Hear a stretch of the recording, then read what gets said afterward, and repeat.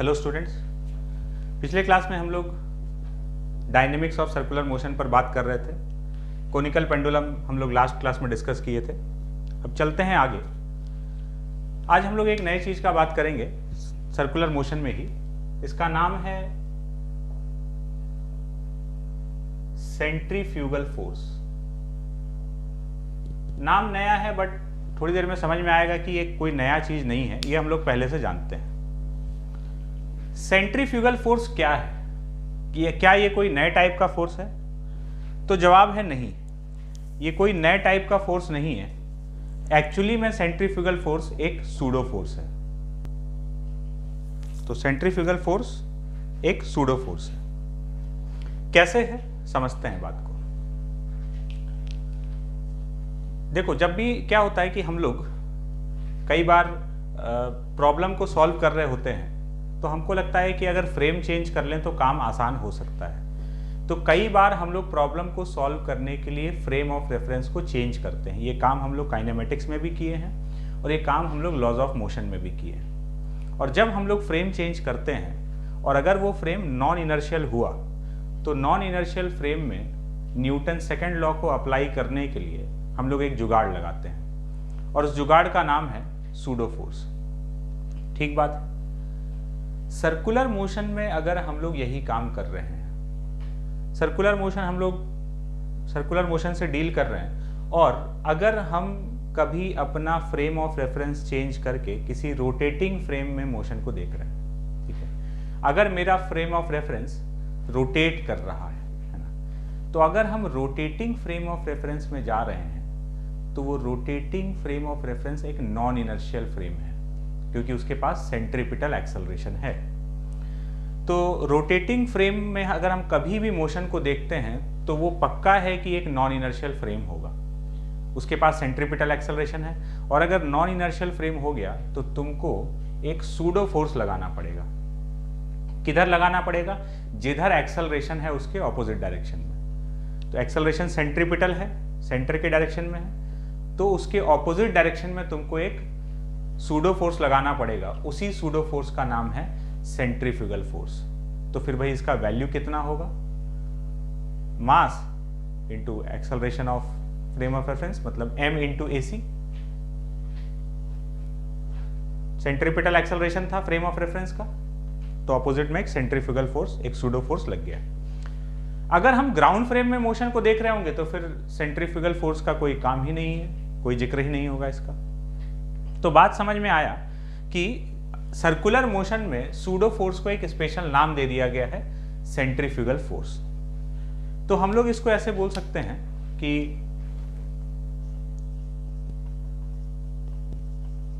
Centrifugal force is a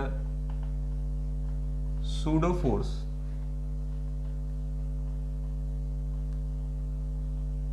that comes into the picture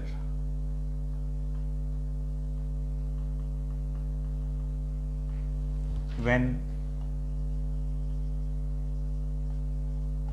motion is analyzed from a rotating frame।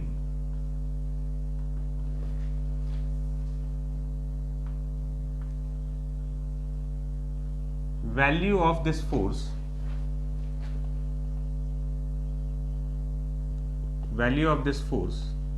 is m into AC, and direction of this force is opposite to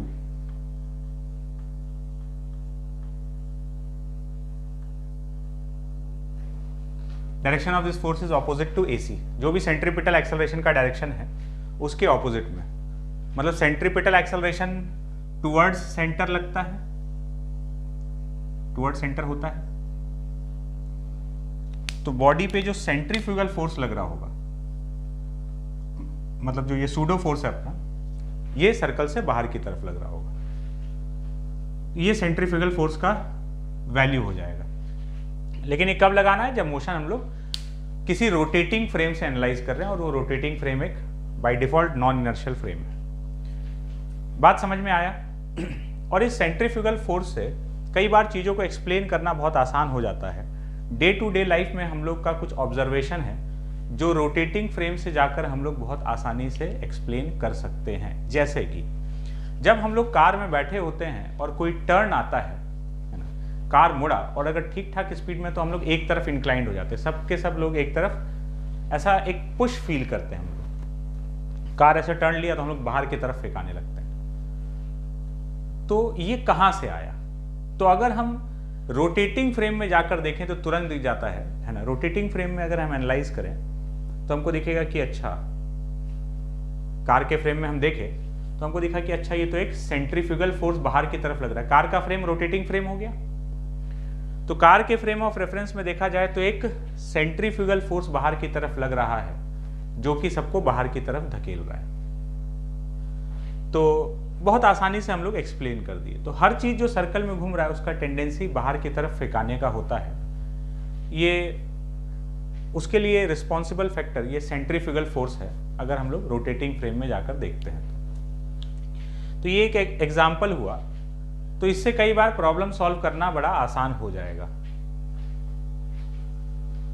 करके देखते हैं, apply करते हैं इसको।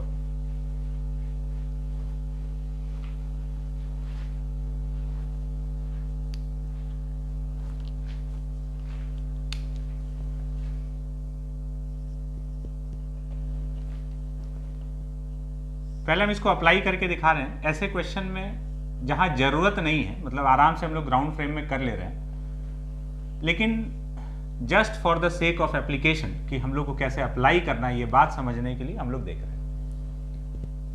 एक रस्सी से एक ब्लॉक बंधा हुआ है, ये रोटेट कर रहा है सर्कल में। एल रेडियस, स्ट्रिंग का लेंथ एल है तो एल रेडियस के सर्कल में घूम रहा है। ये जी इनवर्ड शो करने का मतलब ये है कि ये हॉरिजॉन्टल प्लेन है, मतलब ये एक टेबल पर ऐसे ब्लॉक घूम रहा है। ठीक है, टेबल पे रखा हुआ है, रस्सी से ऐसे बंधा हुआ है और इस तरह से हॉरिजॉन्टल प्लेन में घूम रहा है। जब भी जी इनवर्ड दिखा दिया मतलब एकदम सीधा समझ लो कि एक टेबल पे रखा हुआ है, किसी हॉरिजॉन्टल सरफेस पे रखा हुआ है और ऐसे घूम रहा है। अब हम लोग को कैलकुलेट करना है टेंशन। ठीक है, फाइंड टेंशन। सॉल्व करते हैं। एक बार ग्राउंड फ्रेम में करेंगे और फिर एक बार रोटेटिंग फ्रेम में देखेंगे कि क्या फर्क पड़ता है।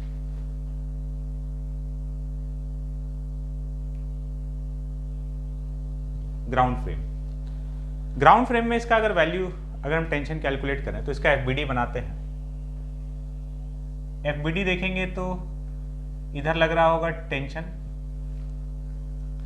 ये टेबल पर रखा हुआ है। ठीक है, जैसे एमजी ऐसे लग रहा होगा और नॉर्मल ऐसे बाहर की तरफ, अंदर की तरफ एमजी, बाहर की तरफ नॉर्मल, ये एक दूसरे को बैलेंस कर रहा है। इससे हम लोग को बहुत मतलब नहीं है। इसके पास इस तरफ सेंट्रीपिटल एक्सेलरेशन है v²/r, रेडियस इसका l के बराबर हो जाएगा। तो अब सेंट्रीपिटल डायरेक्शन में इक्वेशन लिख देते हैं, net force is equal to mass into acceleration.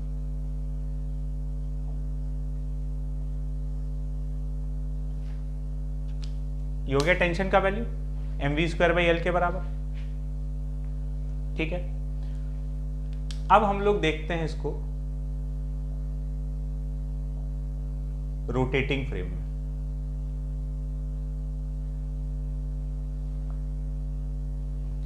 Rotating frame में एनालाइज करें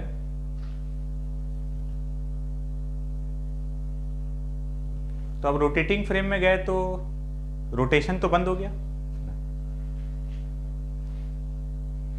अब ये रोटेट करता हुआ नहीं दिख रहा होगा। कोई इसके ऊपर बैठ के देखेगा ब्लॉक के ऊपर, तो ब्लॉक के ऊपर कोई बैठ के देखेगा तो उसका मोशन उसको नहीं दिखेगा, स्टॉप हो जाएगा। जिसके फ्रेम में जाते हो फिक्स हो जाता है। तो अब रोटेटिंग फ्रेम में गए तो रोटेशन बंद, सर्कुलर मोशन बंद हो गया। तो अब इसके पास कोई एक्सेलरेशन तो नहीं है। अब इसका एफबीडी बनाए तो इधर लग रहा है टेंशन, एक्सेलरेशन इसका 0 हो चुका है। रोटेटिंग फ्रेम में जाके देख रहे हैं तो अब रोटेशन बंद हो चुका है, ये घूमते हुए नहीं दिखेगा। तो अब क्योंकि हम लोग रोटेटिंग फ्रेम में देख रहे हैं तो अब एक सेंट्रीफ्यूगल फोर्स लगाना पड़ेगा बाहर की तरफ, m × AC के बराबर। ये अपना सेंट्रीफ्यूगल फोर्स हो गया सूडो फोर्स, तो mv²/L के बराबर फोर्स होगा और एक्सेलरेशन इसका है नहीं। तो अब इक्वेशन लिखेंगे नेट फोर्स, तो T - F is equal to mass into acceleration, और इस बार रोटेटिंग फ्रेम में एक्सेलरेशन 0 है, तो T - mv²/L इक्वल टू 0, तो टेंशन का वैल्यू आ गया mv²/L के बराबर। वही चीज आया है, बट यहां पर बोलने का तरीका अलग है और वहां पर बोलने का तरीका अलग हो गया। बात क्लियर है? तो इस तरीके से हम लोग रोटेटिंग फ्रेम में जाएंगे तो सेंट्रीपिटल एक्सेलरेशन वाला फैक्टर 0 हो गया, है ना, एक्सेलरेशन बंद हो गया और सेंट्रीफ्यूगल फोर्स दिखने लग गया। ठीक है, और कुछ क्वेश्चंस में अप्लाई किया जाए इसको।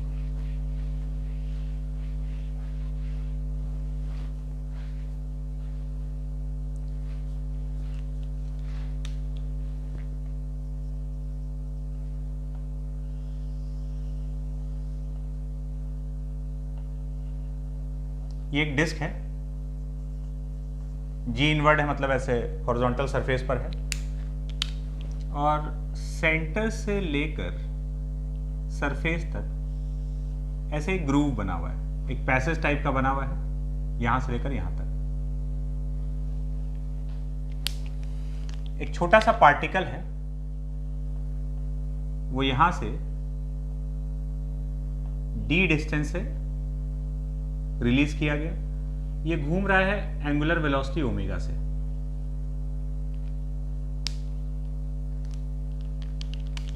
Find speed of the particle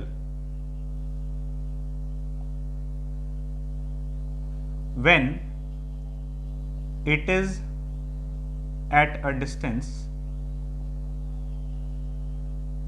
L from the center।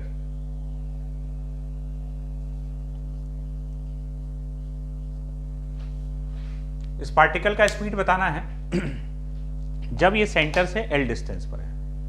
Solve करते हैं। देखो अब हो क्या रहा होगा, जैसे जैसे ये घूम रहा होगा ना, ये सर्कल में घूम रहा होगा, तो ये भी इसके साथ घूम रहा होगा और साथ में ये बाहर भी फेंकाना चाह रहा होगा। इसका टेंडेंसी होगा सर्कल से बाहर निकलने का, और ये इसको पैसेज मिला हुआ है, ठीक है, ग्रूव टाइप का बना हुआ है ना, कैविटी टाइप का ऐसे बनाया हुआ है यहाँ पे। तो इसको यहाँ जब छोड़ेंगे तो ये ऐसे घूमते हुए बाहर निकलने लगेगा, है ना, सर्कल में घूम रहा है तो इसका बाहर फेंकाने का टेंडेंसी है, तो अब ये बाहर निकलने लगेगा। तो देखते हैं कि कितना स्पीड होगा, सॉल्व करते हैं इसको। क्वेश्चन में थोड़ा सा एक चीज है, find speed of the particle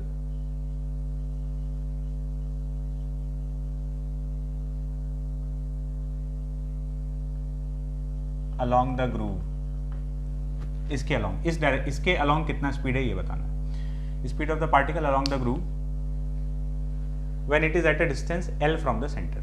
ठीक है, देखो हम लोग चलते हैं रोटेटिंग फ्रेम में। रोटेटिंग फ्रेम में इसके बाहर निकलने का कारण हमको दिखने लगेगा कि अच्छा सेंट्रीफ्यूगल फोर्स इसको बाहर घसीट रहा है। तो हम गए रोटेटिंग फ्रेम में, तो अब रोटेशन हो गया बंद।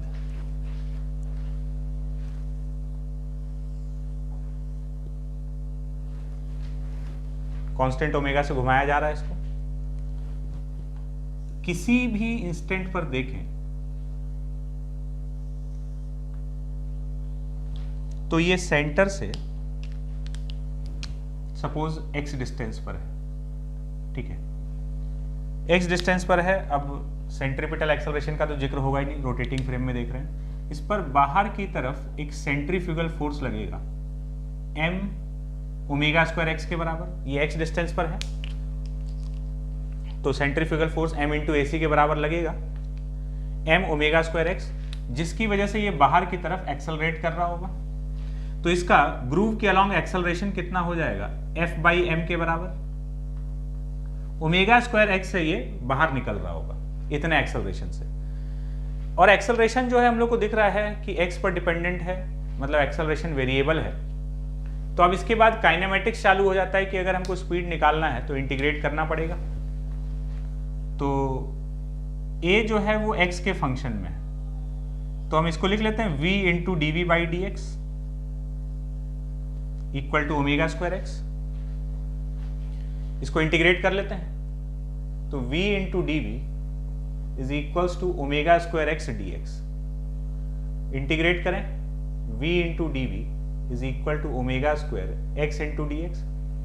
शुरुआत में इसके अलॉन्ग वेलोसिटी 0 था, तो 0 से लेकर v तक, और x कितना था शुरुआत में, ये ऑलरेडी d डिस्टेंस पे था, तो d से लेकर l तक इधर आ जाएगा v square by 2 omega square x square by 2 from d to l।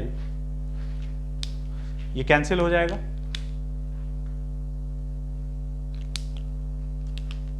तो v square is equals to omega square l square minus d square, तो स्पीड आ गया omega under root of l square minus d square. ये इस particle का speed है along the groove. अब मान लो जो पहले चीज पूछा गया था, ये वाला अगर नहीं लिखा होता है ना, और ये लिखा हुआ है, इससे क्या फर्क पड़ रहा है? अगर तुमसे खाली ये बोलता कि find speed of the particle इस मोमेंट पर, जब ये एल डिस्टेंस पर है, तो देखना एक चीज तुम एडिशनल करते, मान लो ये कहीं भी है, यहां पर है, तो अब इसका स्पीड v इस तरफ हो चुका है जो तुम निकाले हो, और साथ में ये सर्कुलर मोशन कर रहा है, तो इस तरफ ओमेगा इंटू एल के बराबर इधर भी वेलोसिटी है, तो नेट वेलोसिटी ऐसे आता v dash under root of इसका स्क्वायर प्लस इसका स्क्वायर।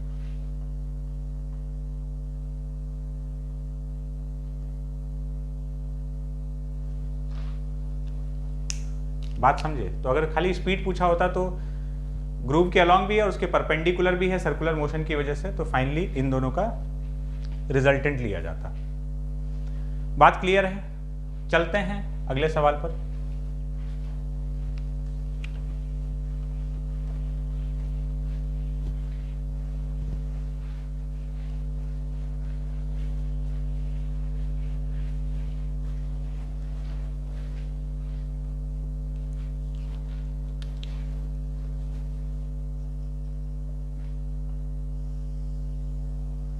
ये ऐसे सर्कुलर प्लेटफॉर्म है, ये रोटेट कर रहा है एंगुलर वेलोसिटी ओमेगा से हॉरिजॉन्टल प्लेन में, ऐसे। यहां से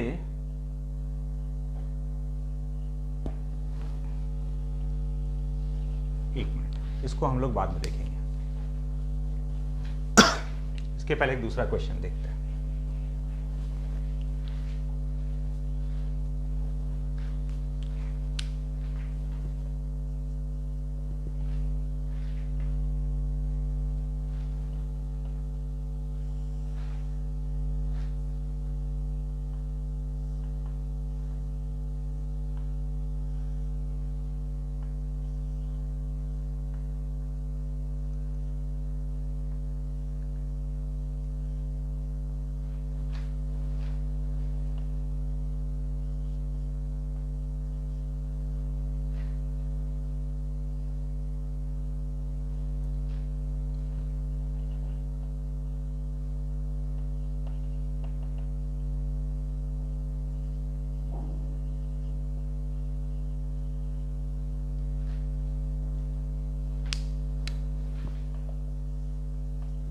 ये एक सिस्टम है, देखो। अब इसमें क्या है कि एक बॉक्स के अंदर ये पुली ब्लॉक सिस्टम लगा हुआ है और ये हॉरिजॉन्टल प्लेन में पूरा, ठीक है। ऐसे एक बॉक्स रखा हुआ है, पुली ब्लॉक सिस्टम ऐसे लेटा के रखा हुआ है, और ये पूरा पुली ब्लॉक सिस्टम ऐसे r रेडियस के सर्कल में घूम रहा है ओमेगा एंगुलर वेलोसिटी से। मतलब कुछ इस प्रकार कि जैसे ये इस पर ये पुली ब्लॉक सिस्टम, यहाँ पुली ऐसे एक ब्लॉक, इधर एक रस्सी से इधर ब्लॉक है, ये पूरा पुली ब्लॉक सिस्टम ऐसे रखा हुआ है और ये पूरा ऐसे घूम रहा है एंगुलर वेलोसिटी ओमेगा से r रेडियस के सर्कल में। यहाँ एक बात लिखा हुआ है कि r इज वेरी लार्ज, मतलब ये जो है ये इसके किसके कंपैरिजन में लार्ज, इसके साइज के, है ना। ये जो रस्सी का लेंथ है या ये जो बॉक्स का साइज है इसके कंपैरिजन में बहुत बड़ा है। तो इसका मतलब क्या है बोलने का, तुम ये डिस्टेंस यहाँ से यहाँ तक r मानो या यहाँ से r लो, है ना, ये आर बोल दो, या यहाँ से यहाँ तक आर बोल दो, या यहाँ से यहाँ तक आर बोल दो, ये साइज नेग्लिजिबल है तो कोई फर्क नहीं पड़ने वाला है। Find tension in the string.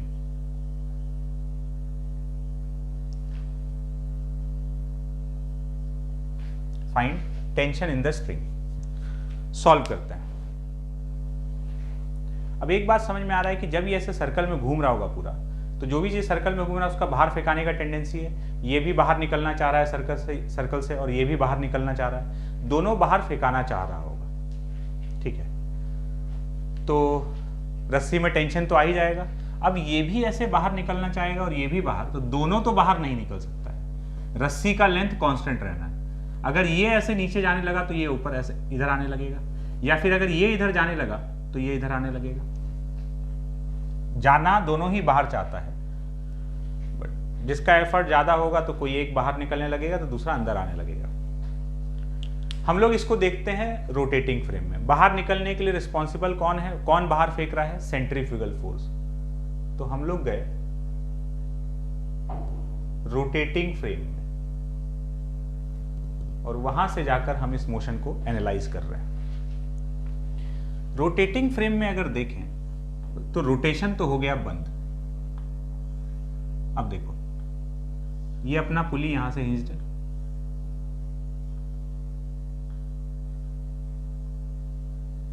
ये M और 2M, कोई एक नीचे कोई एक ऊपर जा रहा होगा, है ना। अब इस रोटेटिंग फ्रेम में जाके देख रहे हैं कौन नीचे कौन ऊपर जा रहा है, अभी समझ में आ जाएगा। यहां टेंशन T, यहां टेंशन T। वैसे तो तुम किसी भी एक को मान लो कि कोई एक राइट में जा रहा है दूसरा लेफ्ट में जा रहा है, बट अभी दिख भी जाएगा। इन दोनों के ऊपर इस तरफ सेंट्रीफ्यूगल फोर्स लगेगा। इस पर कितना लगेगा? M omega square R। अब देखो, हम ये R यहां से, ये जो डिस्टेंस है इसको R मान लीजिए। ये R रेडियस के सर्कल में ये बॉक्स घूम रहा है ना, तो ये बॉक्स का साइज नेग्लिजिबल है, तो R यहां से डिस्टेंस ले लो, चाहे यहां से यहां तक का ले लो, ये गैप नेग्लिजिबल है उस R के कंपैरिजन में। तो इस पर ओमेगा स्क्वायर R और इस पर बाहर की तरफ 2M ओमेगा स्क्वायर R, इसका मास 2M। तो ये इस पे ज्यादा फोर्स इधर लग रहा है तो ये इधर जाएगा और उसको उधर लेफ्ट साइड में धकेल देगा। तो मान लेते हैं कि ये इधर जा रहा है A से और ये इधर A से। अब ये बिल्कुल वर्टिकल में जैसा पुली ब्लॉक सिस्टम से हम लोग डील करते थे, ये एकदम वैसा ही सिस्टम बन चुका है। थोड़ी देर के लिए तुम ओमेगा स्क्वायर R को एक बार G से रिप्लेस करके देखो, है ना, तो तुमको दिखेगा ये mg लिखा हुआ है और ये 2mg लिखा हुआ है। बस वो ओमेगा स्क्वायर R की जगह यहां पर G आ गया है, मतलब G की जगह ओमेगा स्क्वायर R आ गया। बिल्कुल वैसा ही है, एक सिंपल पुली ब्लॉक सिस्टम जैसा हो गया। तो रोटेटिंग फ्रेम में जाते ही मामला एकदम सीधा सा हो चुका है। अब हम लोग लिख देते हैं इक्वेशन, जिधर एक्सेलरेशन है उसको पॉजिटिव मानते हुए। तो इस पर इक्वेशन लिखेंगे तो T minus M omega square R is equal to M। इसके लिए लिखेंगे तो 2M omega square R minus T is equal to 2M। ये पहला इक्वेशन और ये दूसरा इक्वेशन। बस इसको सॉल्व करके टेंशन निकालना है, ठीक है। T पूछता या A पूछता कुछ भी, यहाँ T पूछ लिया है, 1 डिवाइडेड बाई 2 कर दो, A तुम्हारा कैंसिल हो जाएगा। T minus M omega square R upon 2M omega square R minus T is equals to half. इसको सॉल्व कर ही लेंगे हम लोग, तो 2T minus M omega square R is equals to 2M omega square R minus T। 3T is equals to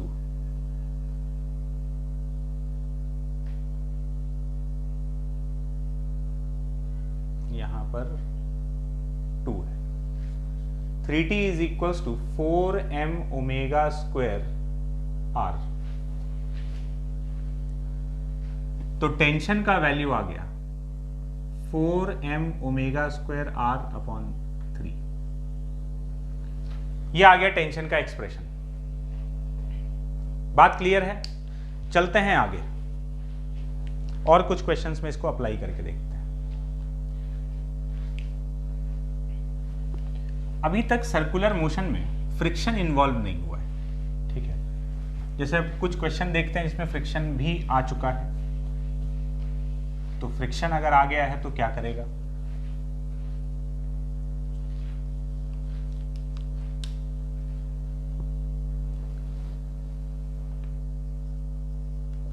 friction भी centripetal force का role play कर सकता है, और हो सकता है कि वो फ्रिक्शन हो लेकिन वो सेंट्रीपिटल फोर्स का काम नहीं कर रहा, दोनों पॉसिबिलिटी है ना। सेंट्रीपिटल फोर्स एक रोल है जिसमें कोई भी आ सकता है, कभी टेंशन, कभी नॉर्मल, कभी फ्रिक्शन, कभी ग्रेविटेशनल फोर्स, कभी इलेक्ट्रोस्टैटिक फोर्स। इलेक्ट्रोस्टैटिक फोर्स अभी हम लोग जानते नहीं हैं, जब जानने लगेंगे तो बात समझ में आ जाएगा। तो एक सिचुएशन देखते हैं।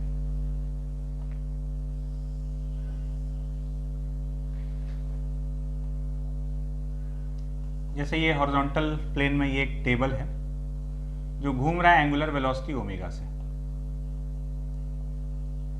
एक ब्लॉक रखा हुआ है इसके ऊपर r डिस्टेंस पर। टेबल और ब्लॉक के बीच में फ्रिक्शन कोफिशिएंट है म्यू, ठीक है। ऐसे रखा हुआ है, ये टेबल ऐसे घूम रहा है और घूमते हुए टेबल पर r डिस्टेंस पर ये ब्लॉक रखा हुआ है। Find maximum value of omega so that block does not slip। Constant angular velocity omega से घुमा रहे हैं इसको। ओमेगा मैक्सिमम कितना हो सकता है ताकि स्लिपिंग नहीं हो। ये r रेडियस के सर्कल में ब्लॉक इसके साथ में घूमता रहे। सॉल्व करते हैं। देखो अब यहां पर हो क्या रहा है, जैसे फ्रिक्शन यहां पर क्या कर रहा होगा समझना। नॉर्मल ऐसे बाहर, mg अंदर की तरफ, नॉर्मल बाहर mg अंदर की तरफ, तो नॉर्मल और mg तो इस प्लेन के परपेंडिकुलर हो गया। इसको सर्कल में घूमना है तो एक सेंट्रीपिटल फोर्स चाहिए, ये तो श्योर है। सेंट्रीपिटल फोर्स जो ऐसे सेंटर की तरफ एक्ट कर रहा हो, तो इस पर 3 ही तो फोर्स लग रहा है ब्लॉक पर। ग्राउंड फ्रेम में बात कर रहे हैं, 3 ही तो फोर्स दिख रहा है। कौन कौन सा? Normal, tension, sorry normal, mg और ग्राउंड से, मतलब ये सरफेस से फ्रिक्शन। नॉर्मल ऐसे बाहर लगा, mg ऐसे अंदर लगा, है ना। तो इस बार सेंट्रीपिटल फोर्स का काम कौन कर रहा होगा? फ्रिक्शन। फ्रिक्शन ही है जो इसको सर्कल में घुमा पा रहा है। सोचो फ्रिक्शनलेस टेबल होता, तुम रख देते ब्लॉक को, तो टेबल घूमता रहता और ब्लॉक वहीं का वहीं पड़ा रहता।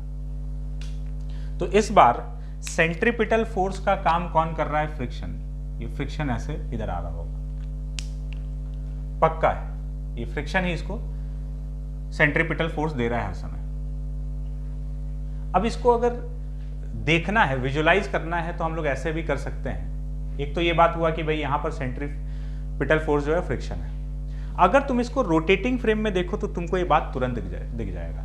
रोटेटिंग फ्रेम में देखोगे तो एक सेंट्रीफ्यूगल फोर्स इसको बाहर खींचना चाह रहा है, स्लिपिंग का टेंडेंसी आ गया बाहर की तरफ। वो सेंट्रीफ्यूगल फोर्स इसको बाहर घसीटना चाह रहा है, तो इसको रोकने के लिए, स्लिपिंग रोकने के लिए फ्रिक्शन कहां जाएगा? अंदर आ जाएगा। तो हम लोग गए रोटेटिंग फ्रेम में,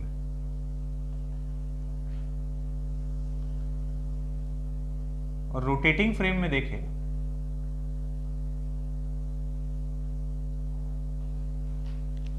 तो इस पर एक सेंट्रीफ्यूगल फोर्स बाहर की तरफ लग रहा है। कितना? m omega square r। तो स्लिपिंग रोकने के लिए इधर फ्रिक्शन आ जाएगा, यही फ्रिक्शन सेंट्रीपिटल फोर्स का काम कर रहा है। अच्छा, फ्रिक्शन का maximum possible value Fs maximum is mu into n, और यहां पर n का वैल्यू, n ऐसे बाहर लग रहा है, mg अंदर, n का वैल्यू mg के बराबर है। मैक्सिमम फ्रिक्शन जो है वो इसके बराबर है। ये हम लोग निकाल कर रख लेते हैं फ्रिक्शन वाले क्वेश्चन में, काम हो चाहे नहीं हो बाद का बात है। अब हम लोग बोलेंगे कि अगर स्लिपिंग नहीं होना है तो ये जो सेंट्रीफ्यूगल फोर्स है, this should be less than equals to Fs maximum. Centrifugal force का वैल्यू Fs मैक्सिमम के बराबर या उससे कम ही होना चाहिए, इससे ज़्यादा हुआ तो फिर तो स्लिपिंग हो जाएगा। सेंट्रीफ्यूगल फोर्स का वैल्यू है m omega square r, this is less than equal to mu mg। तो अब यहां से m हुआ cancel, omega is less than equal to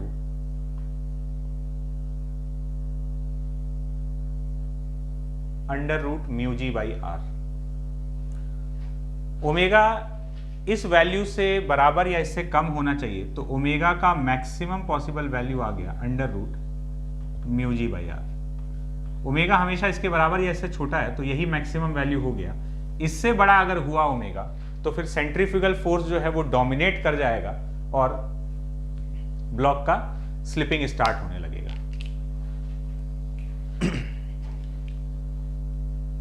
बात क्लियर है? तो यहां पर हमको एक ऐसा केस दिखा जिसमें कि फ्रिक्शन जो है वो सेंट्रीपिटल फोर्स का काम कर रहा है। ऐसा भी हो सकता है कि फ्रिक्शन हो और सेंट्रीपिटल फोर्स का काम नहीं कर रहा हो, कुछ और काम कर रहा हो वहां पर। देखते हैं एक और एग्जांपल।